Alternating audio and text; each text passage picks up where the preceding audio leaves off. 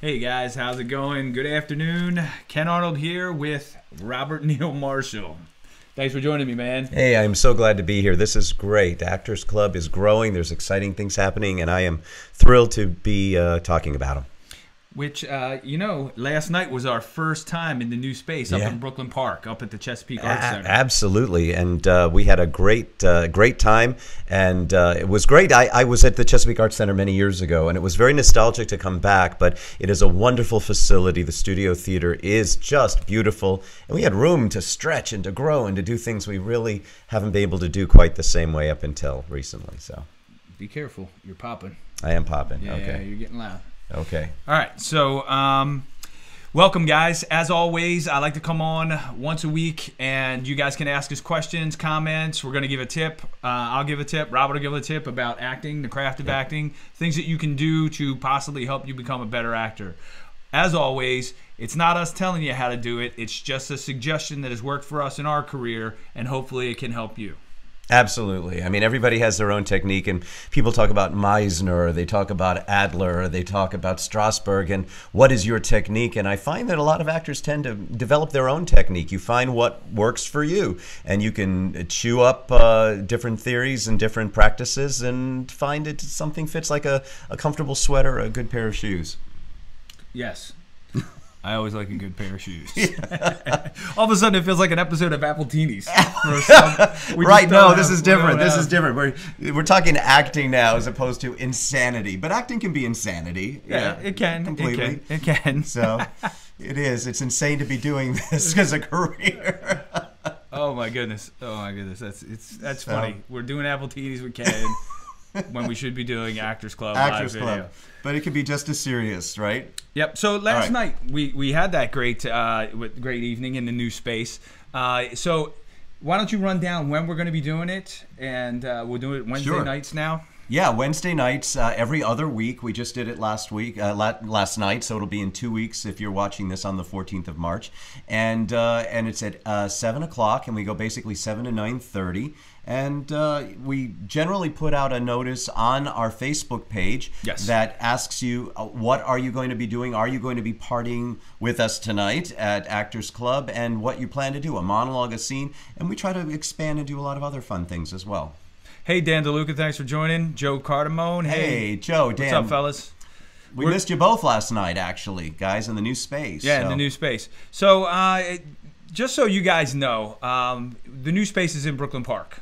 The Chesapeake Arts Center, very close to Baltimore, just on the edge of Baltimore. Right. Somebody came online and was complaining that there's a lot of crime in that area, and there's crime anywhere. So by that thought process, we shouldn't be doing our workshops anywhere, including D.C., Baltimore, Annapolis. So my response to the person who came on and tried to scare people away: due diligence by the person who owns the car. All right, lock your doors. Don't leave valuables out in the open. The police will tell you this, no matter where you go, including the mall or any other anywhere. place where you park your car. Absolutely. In my own driveway at night in Annapolis, they tell you lock your car doors. Don't leave any valuables out in the open. And we live in a you would think a nice neighborhood, but it happens. It happens anywhere. So. Don't be worried about the crime or the safety issue. We all walk out to our cars together. Nobody's left alone at the facility. It's not going to happen. It's a great facility. The doors lock. There are families there. There's dance studios. There are little kids all the time. There must have been about 20 kids that came through, and their parents are there waiting for them. It's adjacent to an elementary school in the area, and it's a beautiful facility. The theater is great. So I mean, I used to work when I first started with you. You were in Canton in the broom factory. I worked for Pat Moran at the time, and that area has certainly improved tremendously. But it was dicey back then, if you want to call it that. But you like you said, due diligence, and it's a great place. It's a great thing. We'd never go anywhere if we didn't take certain chances just by walking out our door. Exactly. So come up and visit us. Come see what it's like up at Brooklyn Park. The facility is phenomenal. We got big plans. We're going to be doing a lot of stuff there. And Robert, you know what changes an area? is when you bring programs like our program Absolutely. to that area. Absolutely. Right? And then you start bringing in other people, and people are spending more money in that area, more people are working in that area. Then guess what? The crime rate goes down. You know how you make a change? By doing that kind of stuff. And let me also say, and special thanks if you guys are watching from the Chesapeake Arts Center, that we are thrilled to be there, number one. But number two, the Chesapeake Arts Center has been around for 20 plus, longer than that actually. Yes. But I worked with them almost 20 years ago to begin with Wayne Shipley.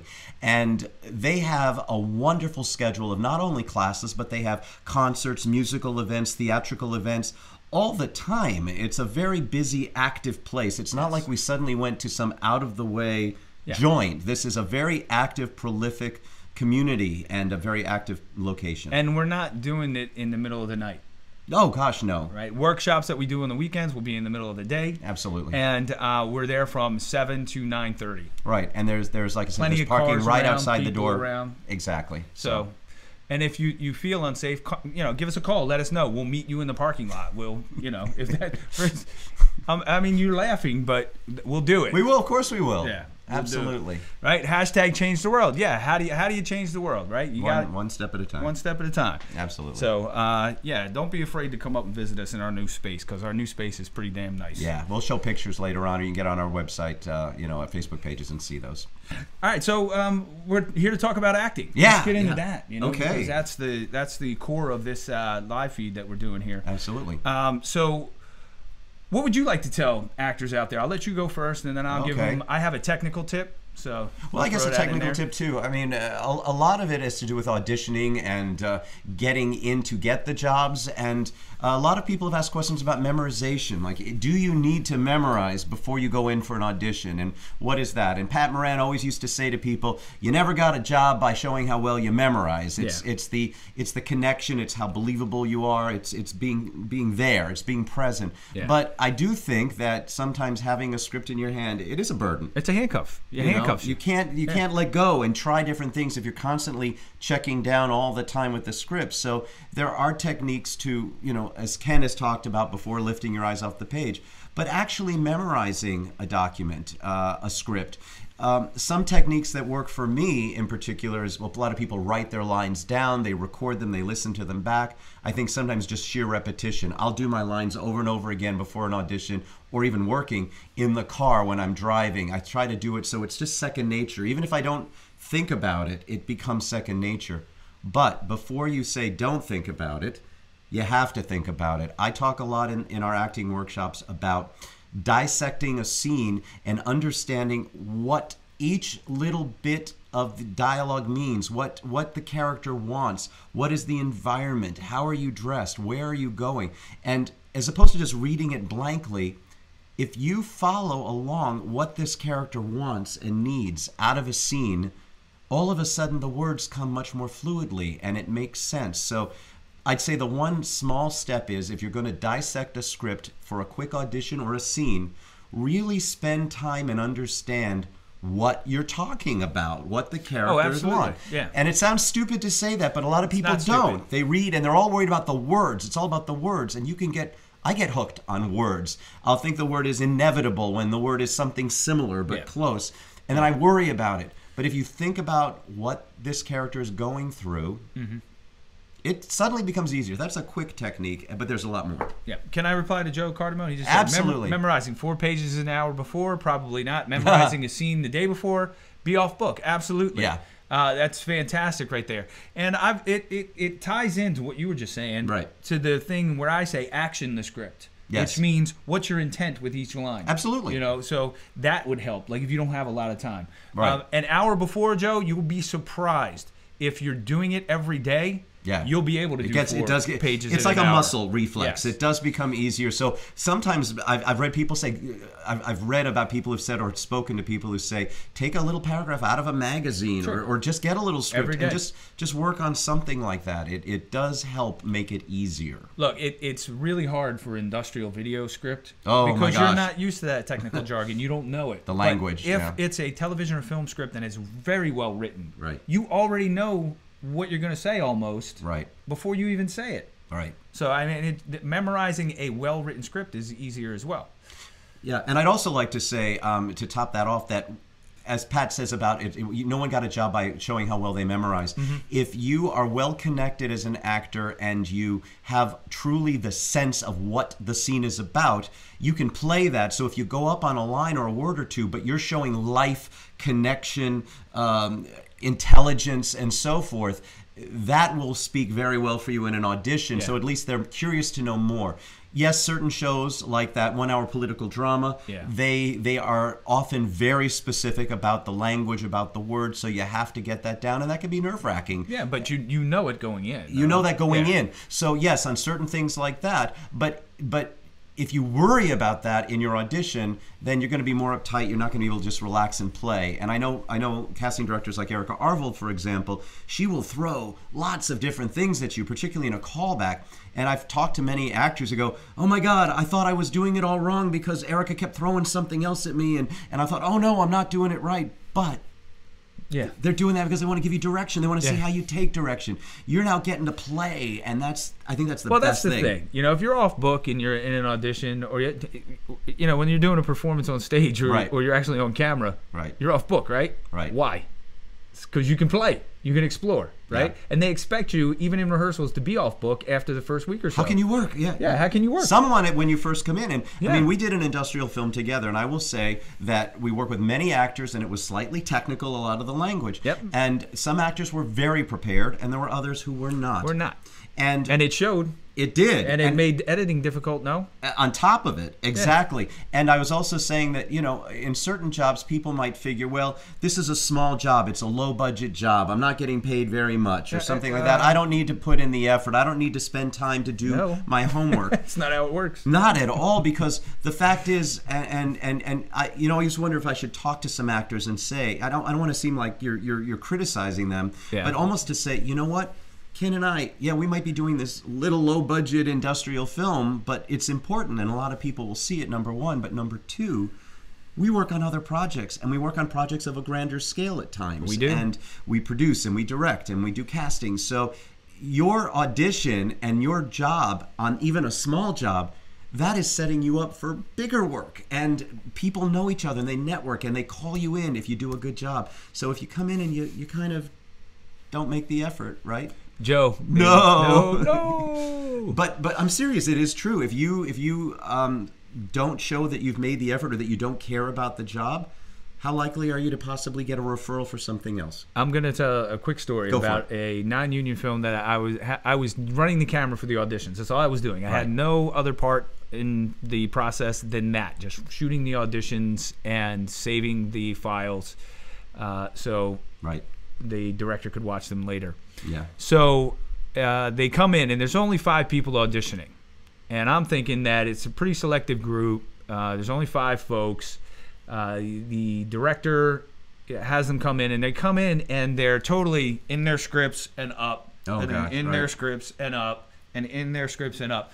And afterwards, I say, hey, did you just give, I asked the director, I said, hey, did you just give the script to those guys before they walk through the door? Right. That's because be the only answer. I understand if that's the case. Like Joe said, about 5 days before, 24 hours before, an hour before. Here's what the director told me. He goes, no, I sent it to him last week. Oh, my gosh. There's no excuse for that. And it was only 3 pages, and it wasn't difficult dialogue. There were no long monologues or anything like that. And I was like, well, obviously, the 5 of these people who just walked in, all 5 of them don't want that job. Yeah. And that actually, that job, let me say that. This is important about it. A lot of people think, well, an audition is just an audition to get the job. And they think that way. And it's true. If you're auditioning, you're not getting paid for it generally unless you go overtime in your SAG, and, you know, that's rare. But generally, you think, well, I'll get the job, and then I'll get paid. Then I'm working. You've got to walk into that audition. That is your job. If you are an actor, if you're a professional actor, your audition starts from the moment you walk into the room, and it also, your job starts the minute you walk into the room. Treat it like it's the job. And say, if I were having to go on set today, and they were going to start rolling those cameras, and I've got to be on camera, if I were hired, darn well I'm going to have to know it. So just treat your audition like it's the job. Absolutely. And you're better prepared, and you will feel better for having made that effort. And if you do get the job, you're already way ahead of the game. Yeah. And I ask all the time of people who are very successful in this industry. I say, when you go into an audition, are you off book? Right. And you know what they say? Yeah. They say, if I want the job, I'm off book. If I want the job, if I want the job, yeah. Very true. And that's just basic. Yeah, Joe also said my audition should be as important as the lead in a Marvel. Yeah, you should take it as important because eventually you're going to get that audition for the Marvel movie, and you've already conditioned yourself to make it that important. Jeffrey Green says true. Yeah, Jeffrey, it is absolutely true. Think of it as your job, not an audition. Like you've already got it. You have to be ready in front of that camera. You'll do better. But you don't want to put too much pressure on yourself, though. No. But anyway, either way, no matter how big the audition is, you just want to be relaxed and go in and do your job. Yes, that's it. Yeah. Okay. So good advice. Jeffrey Green came on and said, "True." Thank you, Jeffrey. Jeffrey's been to some of the workshops up at Actors Club. Jeffrey, come on back and see the new place. We'd love to see you. We'd love to see you back. So, but you want to move on to another tip? Yeah. I think we absolutely. Beat that one, I think. Our watchers, our audience is desperate to know more. Yes, all 18 of them? Yeah, no, like 2, 3. 17. So anyway, all right. Dwayne just joined. Hey, Dwayne, this is not Appletinis. I hope you know you're on the wrong day, but we're welcome you here. All right. Jeffrey Green said he will definitely come and visit us at the facility. Thank you, Jeffrey. Thank you, Jeffrey. Okay. All right. So my tip for today, and I almost did it just then. What? Was a lot of times when I see actors, especially during an audition, they'll come on, and when they're about ready to speak, their lips are closed, and they go like this before they start to talk. Yep, just like that. And then they talk. And then they consistently do it before every line they have. Why is that? They just do it. They're not even aware of it. Okay. So what I've started to do, because I would do it myself a lot of times, especially during Appletinis with Ken, I do it after I take a sip of Appletini. Right. And then I do it, and that's because my mouth is closed, I'm swallowing, and then before I talk, I go, before I talk. Which annoys the living daylights out of me, and I try to fix it, right? Yeah. Dwayne said he always takes 3 deep breaths. Well, here's what I did. I watched a lot of television and everything, and then I heard from one actor say, always keep your lips slightly separated, like you could slide like a credit card in between them. Is that why all those people were standing with credit cards in their mouths? Yes. Not like this, guys. Not like a mouth breather. Not like that. Like Don't just keep your lips slightly apart. Right. That makes sense. And then don't create that seal, and you won't have that problem, and that will go away. I had some very good actor friends of mine who did that, and they didn't realize it, and I pointed it out to them when when I put them on tape for something, and they were like, "Oh my God, I do it every time." Yeah, little habits like that, and seeing yourself back on tape whenever you can really helps because you can see exactly what you're doing that you might not realize. Yeah. Well, that's true, Joe. If we judged by Appletinis we can, you would never book. But it becomes a habit when you audition and when you do things as well, if you do it all the time before you talk. We interviewed someone the other day for a documentary or a testimonial piece, and she had that habit. Before she said, every line before she said, she would... Yeah, and it was a physical thing, and you know, she wasn't an actress, so we couldn't really say anything. Yeah, we really couldn't say anything. We tried giving her water, maybe. And if we tried to fix the problem, it only would have made it worse at that point. But if you're an actor, videotape yourself. Yeah. Put yourself on tape, shooting a scene, and see if you do it. If you don't do it, no worries. But if you have a tendency to do it, like I used to do, or some of my other actor friends who I pointed it out to, lip poppers, and just check it out. See if you do it. If you don't, fine. If you do, then try to make an adjustment. Makes sense. Sounds good. What I have to do then as an editor is go in and take some of those out. Yeah. Before you start talking. And you know that's a good side issue for actors. If you have never thought about the editing process, if it's something that just doesn't occur to you as an actor, go online, look up a little bit about editing, try understand a little bit how it works, because the way you craft your things, being conscientious of your continuity, the way you do certain movements, the way you hold certain things. There are a lot of actors that may be good actors, but they're uncontrollable. They never do a scene the same way twice, which can be wonderfully creative on one hand, but it can create problems for editors. And I have been in casting discussions where someone would say, yeah, they're a good type, but they're impossible. They never do a scene the same way twice, and they're quickly cut off the list. Sure. And so there's a consistency factor and a conscientiousness about your performance. I think it's a technical thing. Yeah. Again, not to worry, but these are things to be aware of if you're going to be a pro actor. Yeah, I asked a director friend of mine, I said, what do you like about certain actors? And he goes, I'll tell you what, consistency. Yeah. And he didn't mean consistency in performance, because he didn't mind if you did a scene a different way. Emotionally, yeah. He meant your movements, when you said a certain line, did you pick up that glass at the same time each time? Those types of things make a big difference, Absolutely. especially in editing. Right. When the editor takes a look at it. Right. So make the editor's job easy. Yeah, or if you're eating food, or if you're working at a desk and there's a pad and a pen and a paper, or you push something on your desk, or when you move it, it sounds so simple, but if you're doing film or video, you have to match those shots. And an editor, your hand is up here one moment, and then there's a great take and your hand is down here. It just can't cut it, and it becomes useless for them. Yeah. Oh, Joe Cardamone said, we're the effing heroes of the industry. Oh, thanks, Joe. Yeah. I can't say that word, though. We can't say on it. Facebook. Otherwise, we can't promote this video. But we get what you're saying. Yes, and Dwayne said he has mouthwash for dry mouth. Absolutely. Have water on set, have mouthwash like Dwayne put out there. He uses that when he's on set. Whatever you need to do to make sure that you don't are creating that seal and making that sound. Years ago, I took a course in New York City. It was a group called Weist Baron, and they used to do soap opera classes. Yeah. Soap opera classes, and they also did TV commercial classes, and some wonderful early training for me, I felt, and for a lot of people. And one of the things was bring a bottle of water or something like that to an audition and have it there nearby, because we all get dry mouth and cotton if you get a little nervous, or you just do. So that does help. All right, one more thing, and then we'll wrap this up. Okay. Joe Cardamone says, and putting a glass of water down on a certain word is also beneficial for an actor because it's the physical cue for the next line. Yeah. Absolutely. If it memory recall and things as well. Yep.